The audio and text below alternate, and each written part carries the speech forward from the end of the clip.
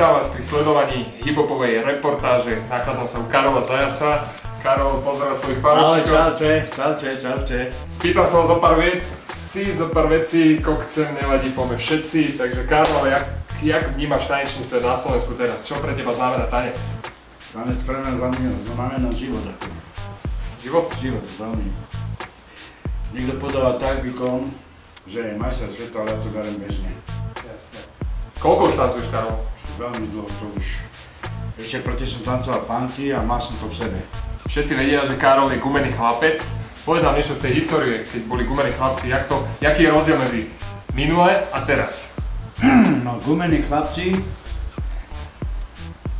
no ešte predtým, než sme to boli, tak začínali sme v 83. roku, ešte keď sme neboli ani gumení chlapci.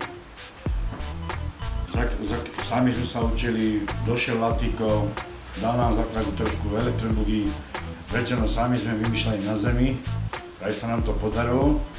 Vytvorili sme skupinu, volali sme sa ešte predtým Chlapci z ulice, to nebolo také ešte zaživné, ale keď sme mali mať prvé vystúpenie, v 84. 22. mesta, tak predtým sme sa nazvali, ešte predtým sme sa nazvali Bratislava City Breakers, to bolo zakázané. A potom sme sa náhodou s Fredom hádali, jak sa budeme volať. Ja Švihovci, Gumáci alebo také, čo zrazu sme povedali naraz Gumení chlapci. Tak takto vznikla naša prvá breakersová skupina, aj tanečná. Volali sme sa Gumení chlapci, 84. rok a 5. rok, organizácia 84. rok. Porovnaj teraz dobu, že keď ste boli gumení chlapci a dobu, aká je teraz. No tak to poviem na rovinu, že Gumení chlapci my sme sami vymýšľali, nemali sme žiadne informácie, sami sme vymýšľali, niekto počul, niekto videl a my sme si to zapamätali, poradili, nechali sme si radiť aj od ľudí, ktorí to videli, aj keď sa nevyznali.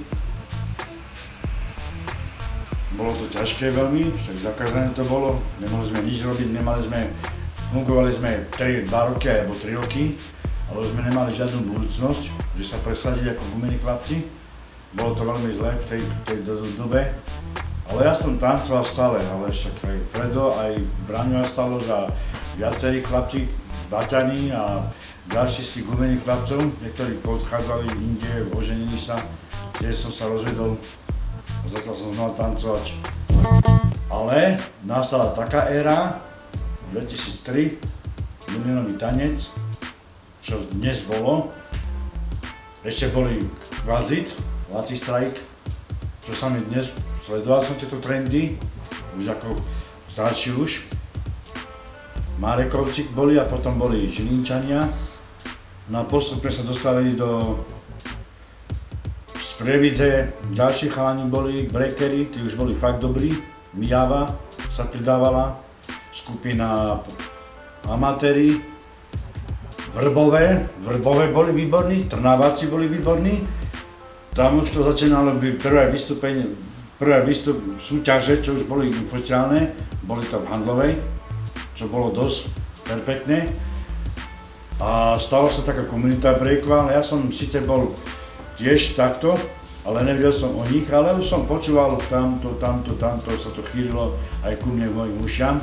Bol som šťastný, že nie som len sám. Ale najlepšie bolo v tom, keď bol milionový tanec. Zrazu som zistil ešte keď aj nebol milionový tanec, boli zase prvé vystúpenie PKO, čo bolo dosť možné, tam to bolo takisto oficiálne. Tam som spoznal aj z Handlovej breakerov, aj z Prievidze. Tam to bolo zamiešané, boli celkom, na môj vkus v tej dobe boli výborní breakery, čo dnes aj vyhrali. 2001, 99. rok, majstrovstvá Európy, skončili Kvasit, to je tá skupina, čo sa skladá z Prievidze, z Trnavy, z Vrbového, z Mijavy a tak. To som videl na vlastné oči. Boli sme jedničky a ja som bol pyšný na to, aj keď som ich nepoznal, že konečne to Slovensko, že tí mladí začínajú to, čo sme my chceli dokázať v tej dobe, v živote. Som bol veľmi pyšný na to, možno, že keď ich stretnem, že budem s nimi veľmi dobrý kamarát, konečne sa mi to aj podarilo. Napríklad tento je z Prievidze, je výborný tanečník, Poznám ho veľmi dobre, začínal v tej dobe, roky to tancoval, dal sa na takúto drahu správnu, ktorá rieši kultúru breakovú. Som veľmi šťastný, že aj tance zároveň dáva. Mňa dokonca pozná osobne, mňa uviedol, dostal som aj cenu za vykonanú prácu na Slovensku, vlastne. Takýto maličký, taký talizmanik som dostal, vážim si toho. Som veľmi na to hrdý, že som tam vôbec aj bol, vďaka Lacovi Strajkovi, čo môžem potvrdiť, že tí chlapci to robia veľmi dobre, ten break, je veľký rozdiel v tom breaku, ako my sme ho mali.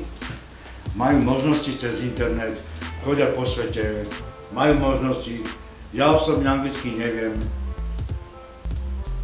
Títo mladí vidia kvalitu, čo som dosť prekvapený, že vidia kvalitu, vedia počúvať hudbu, vnímajú to, vyznajú sa v tancom. Tam sa človek nedá klamať, lebo to je pravá ulica. A pravá ulica musí, tam je všetko, tam je o živote. Tam je proste o živote.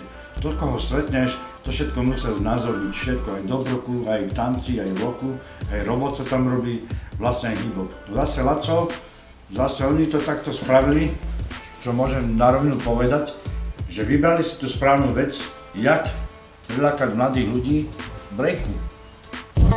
Môžem sa priznať tomu, že tí chlapci vedia, čo to je kvalita a čo nie je kvalita. Tam to musí byť úprimné, tam to musí byť presné, tam to musí byť vystihnuté, tam to musí vlastne smrdeť tou ulicou. Vtedy to je možné uznať toho tanečníka, jaký je dobrý. Není problém, není dôležité byť majster sveta a není dôležité byť slávny a nie je dôležité byť prepýtaný v tom. Musí to byť človek z ulice, aby spoznal celý život, aby chápal nielen seba, ale aby chápal ostatných ľudí, obyčajných ľudí. Čo pre teba znamená Street Dance Academy? Street Dance Academy veľa znamená. Laci Strajk, môj dobrý kamarát, priateľ, až brat mi je. Bol som párkrát aj u mňa na Vianoce. Pozdravujem rodičov. Som hrdý na ňo, že ho poznám. Vďaka jemu som sa dostal tak vysoko. Mám 52 rokov za sobotu. Mám 52 rokov. V sobotu mám narodeniny. A neveril som tomu, že sa tak dostane do toho tanca, že sa dá aj v takom ťažkom veku tancovať. Ten Street Dance Academy mi veľa vecí znamená, mi to otvára oči, že sú aj iné tance, nielen to elektrobugy a nie. Vlog sme tancovali, jasno, ale ja som ten vlog nepoznal, ten názov. Ja som to bral ako funky. Chcel by som ešte jednu, Karol, vec od teba, prepáč, že som ti skočil do reči, že daj odkaz tanečníkom, alebo nejaké svoje posolstvo, aby robili, aby sa vyvíjali tým správnym smerom. Jasné, ja by som prijal tanečníkom, aj keď aj začínajú, aj keď dlhšie tancujú, nech nestrácajú nádej. Je to veľmi dôležitá vec, lebo už keď si raz breaker, a už dajme tomu 10-15 rokov, alebo 20 rokov, alebo 5 rokov, alebo rok, tak nech sa snažia, keď na to nemajú, není problém odísť odtiaľ. To je slobodná voľba toho človeka, breakera. Break má byť taký. Break je tvrdý na seba, ale aj na ostatných. Musia sa naháňať, jeden druhého musia prekonávať. A nielen jedného druhého prekonávať. Je najdôležité sám seba sa prekonávať. To znamená, že keď sám seba sa niekto prekoná, začína získať filozofiu breaku, tam netreba študovať, to je blbosť najväčšia, tam treba nabrať skúsenosti a byť správny človek, dobrý, nesmie byť namyslený, musí byť kamarátsky, priateľský, žiadne zlé energie, netreba tam miešať do breaku. Break má byť veselý, ľudí zabávať a spájať všetky tie variácie, ktoré má, aby to vysťovalo moment toho prekvapenia toho supera. Pozdravím aj Laca, pozdravím aj pani Fečerovú, ktorá sa mňa starala. Pozdravím sestru, Betku, pozdravím všetkých kamarátov z celého Slovenska a z celého sveta, už ma aj tam poznajú, na internete som.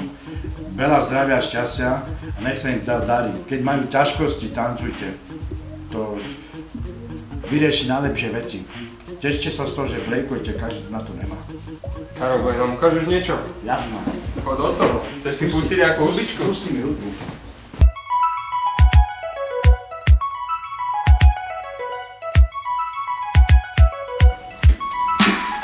To je Karol Zajac.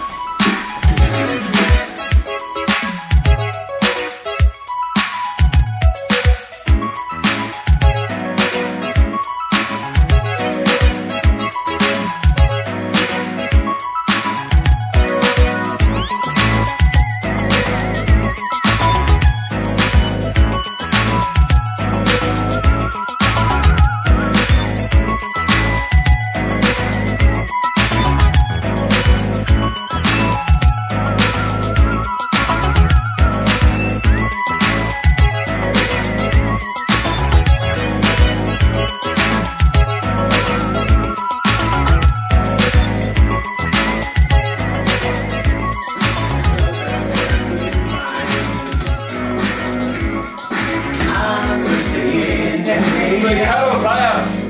Díky, že si nás prijal na svoju kliniku, takže Karol zdraví všetkých, hostov zdraví všetkých sledovačov Ľubomíra. For the one that was mine, all mine. I played around with love before. I was silly, and you know that I played the fool. But then you came into my life and you changed that. 'Cause I know what I want and very sad. Yeah.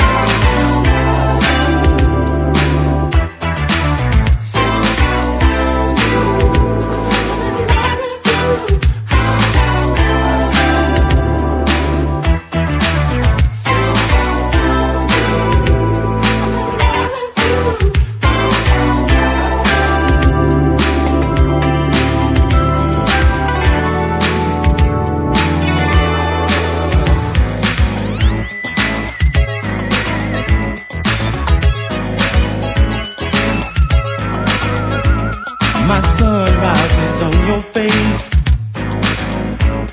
when I see the certain glow. A picture that's so bright, you're my delight, and that's why I love you so. I played around with love before. I was silly, and you know that I played the fool. But then you came into my life and you changed that. 'Cause I know what I want and very sad.